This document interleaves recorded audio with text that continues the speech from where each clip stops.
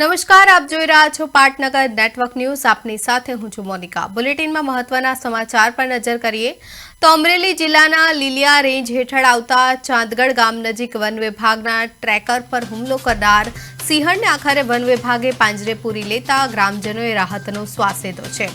3 દિવસ પહેલા શેત્રુંજી નદી કાંઠે રૂટીન કામગીરી દરમિયાન જાળીઓમાંથી અચાનક આવી પહોંચેલી સિંહણે ટ્રેકર ગોસાભાઈ પર હુમલો કરી ઈજાગ્રસ્ત કર્યા હતા. ત્યારબાદ આજે સવારે આ સિંહણ ચાંદગઢ ગામમાં ઘૂસી આવી આંટાફેરા મારવા લાગતા લોકોમાં ભારે અફરાતફરી અને ફફડાટ વ્યાપ્યો હતો. ઘટનાની જાણ થતાં જ વન વિભાગની ટીમે સ્થળ પર પહોંચી ભારે જહેમત બાદ સિંહણને ટ્રેન્કવલાઇઝ કરીને સફળતાપૂર્વક પાંજરે પૂરી દીધી હતી.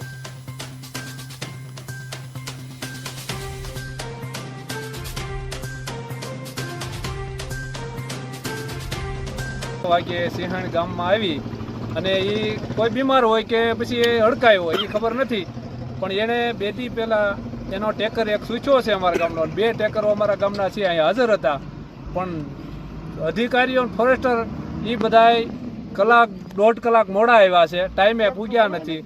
અને પછી એ એમ કે ગામને આઘા વયા હતા, નામ વયા હતા, ગામમાં ઘરી હસોડા કોકને ખાઈ ગયું હોત તો ક્યાં હતા? મંદિર તો ગઈ રામજી મંદિર લગી તો આવ્યા હતા. હું અચાનક કેવી દઉં અને એ એમ કે છે કે અમારી જવાબદારી હોય તમે વયા જાઓ. 1.5 કલાક પહેલા કોઈ હતું નહીં તો એ ક્યાં ગયા હતા?